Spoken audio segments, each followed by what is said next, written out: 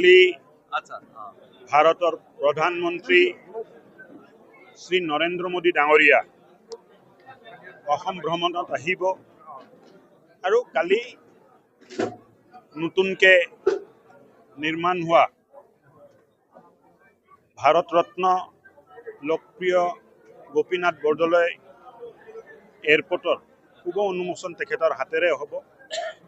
এই সভাত চাপ কামৰূপ ভাৰতীয় জনতা পাৰ্টি সাংগঠনিক জিলাৰ পৰা হাজাৰ হাজাৰ মানুহে তাত অংশগ্ৰহণ কৰিব।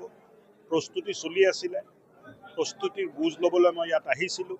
দেখিছোঁ যে ভাৰতীয় জনতা পাৰ্টিৰ কাৰ্যকৰ্তা বহুত উৎসাহত আছে আৰু অহা দিনবোৰত নিৰ্বাচনতো এই ছবিটোহে আমি দেখিবলৈ পাই আছোঁ যে এই সিটবোৰত কংগ্ৰেছৰ কোনো নামগন্ধ আমি দেখিবলৈ পোৱা নাই। এক প্ৰকাৰ বিধানসভা নিৰ্বাচনৰ ৰণসীমা বাজিব কালি মোদীৰ জনসভাৰ পিছত। আমি ইলেকশ্যন মোডতে থাকোঁ। যিকোনো ইলেকশ্যনৰ পিছত আমি শুই নাযাওঁ। নেক্সট ইলেকশ্যনৰ কাৰণে আমি প্ৰিপাৰেশ্যন আৰম্ভ কৰোঁ। চ' ভাৰতীয় জনতা পাৰ্টি এক ভাইব্ৰেণ্ট অৰ্গেনাইজেশ্যন, যিটো নিৰন্তৰ কাম কৰি থাকে, নিৰন্তৰ ৰাইজৰ মাজত থাকে। ইলেকশ্যন আহিলেই যে কাম হয় তেনেকুৱা নহয়।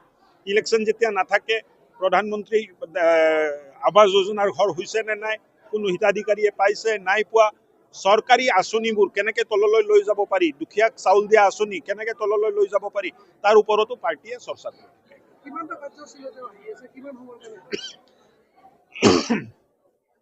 কেইবাটা কাৰ্যসূচী আছে। মুখ্যমন্ত্ৰী ডাঙৰীয়াই বিস্তৃতভাৱে গোটেই কাৰ্যসূচীৰ বিষয়ে অসমৰ ৰাইজক জনাইছে। মই আকৌ এবাৰ কৈ দিয়াৰ প্ৰয়োজন নাই। কিন্তু কালিৰ পৰা তেখেতৰ কাৰ্যসূচী দুপৰীয়াৰ পৰা আৰম্ভ হ'ব আৰু অহাকালি দুপৰীয়াৰ পৰা আৰম্ভ হ'ব আৰু তাৰ আগদিনা ৰাতিপুৱা তেখেতে নামৰূপ যাব। তেতিয়ালৈ এক ৰাতি তেখেত গুৱাহাটীতো থকাব। ইমানবোৰ কাৰ্যসূচীৰ মাজত এতিয়াও জুবিন গাৰ্গৰ নাম উল্লেখ কৰা কাৰ্যসূচী নাই।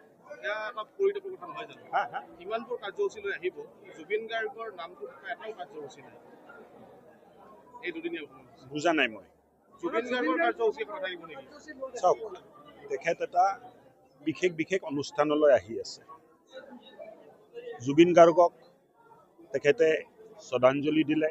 মন কী বাত তেখেতৰ যিটো প্ৰগ্ৰাম যিটো আছে তাত তেখেতে এই কথাটো ক'লে আৰু যিখিনি কৰিব লগা আছিল চৰকাৰ দলৰ তৰফৰ পৰা চব হৈছে।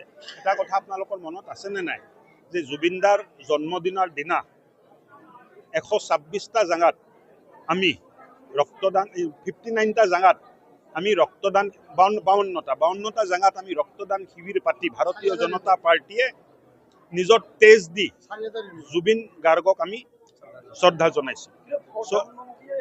যে আমাৰ পলাশবাৰী সমষ্টিৰ কাৰণে কালি এটা ডাঙৰ দিন, কিয়নো পলাশবাৰী সমষ্টিৰ গৌৰৱ, পলাশবাৰী সমষ্টিত য'ত নেকি এয়াৰপৰ্ট লাগি আছে, এই গুৱাহাটী এয়াৰপৰ্ট 10,000-ৰো অধিক ব্যক্তি নৰেন্দ্ৰ মোদী ডাঙৰীয়াৰ কাৰ্যসূচীত যাব, নতুন টাৰ্মিনেল উদ্ঘাটনৰ কাৰ্যসূচীত যাব।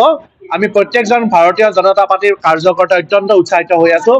আমি 10,000 আমাৰ যোৱাৰ কাৰণে আমাৰ ব্যৱস্থা কৰা হৈছে, কিন্তু আৰু কিছুমান মানুহ আমাৰ ব্যক্তি নিজাকেও যথেষ্ট সংখ্যক ব্যক্তি তালৈ উপস্থিত হ'ব। ত' আমাৰ পলাশবাৰী সমষ্টিৰ পৰা প্ৰায় 10,000 পৰা 15,000 ব্যক্তি কালিৰ অনুষ্ঠানটোত উপস্থিত থাকিব। আমাৰ নিশ্চয়কৈ গাড়ীৰো সুব্যৱস্থা কৰা হৈছে, যিহেতু বহুতো চিনিয়ৰ চিটিজেনো থাকিব, বহুতো মহিলা থাকিব, চব সকলোৱে চাব ইচ্ছা কৰিছে। সেইকাৰণে আমাৰ যাতায়াতৰো অলপ ব্যৱস্থা আমাৰ কৰা হৈছে, কিয়নো মেক্সিমামে নিজাকে কৰিছে, কোনো অসুবিধাৰ সন্মুখীন নোহোৱাকৈ যাতে কালি দিনটো ভালদৰে সুচাৰুৰূপে চলি যায়। সেইটো কাৰণে আমাৰ প্ৰত্যেকজন কাৰ্যকৰ্তাৰ এখন আজি সভাও ইয়াতে অনুষ্ঠিত হয়। কালি কিদৰে কেনেকৈ সকলোকে সহায় কৰা হ'ব, আমি সকলো দিশত সহায় কৰিবলৈ আমি প্ৰস্তুত হৈ আছোঁ। ধন্যবাদ। প্ৰধানমন্ত্ৰীৰ আগমনৰ প্ৰস্তুতি বৈঠকত উপস্থিত জিলাৰ সভাপতি অঞ্জন গোস্বামী ডাঙৰীয়া, স্থানীয় বিধায়ক হিমাংশু ঠাকুৰীয়া ডাঙৰীয়া, মোৰ লগত সহযোগী হিচাপে এই কাৰ্যক্ৰমটো চোৱা চিতা কৰি থকা আমাৰ মুকুতা ডেকা ডাঙৰীয়া, আপুনি জিলা প্ৰভাৰী হৈছে, ঠিক আছে, আমাৰ হিমাংশু বৈশ্য ডাঙৰীয়া, কলিতা ডাঙৰীয়া আৰু আমাৰ ৰীনা দাস, মিউনিচিপাল চেয়াৰপাৰ্চন মহিলা মৰ্চা, যুৱ মৰ্চা কৰিছে। ইমান ব্যস্ততাৰ পিছতো তেখেতে স্বাস্থ্য বিভাগৰ দায়িত্ব লোৱাৰ পিছত মুখ্যমন্ত্ৰী মহোদয়ৰ পিছত তেখেতে যেতিয়া মুখ্যমন্ত্ৰী মহোদয়ে দায়িত্ব দিছিল, তাৰ পিছত মুখ্যমন্ত্ৰী মহোদয়ৰ সহযোগত গোটেই অসমত স্বাস্থ্য খণ্ডৰ এটা বিশেষ ধৰণৰ পৰিৱৰ্তনৰ নিশ্চয় আপোনালোকে আটাই আমি দেখিবলৈ পাইছোঁ গোটেই অসমৰ স্বাস্থ্য কেন্দ্ৰ, হয়নে নহয়?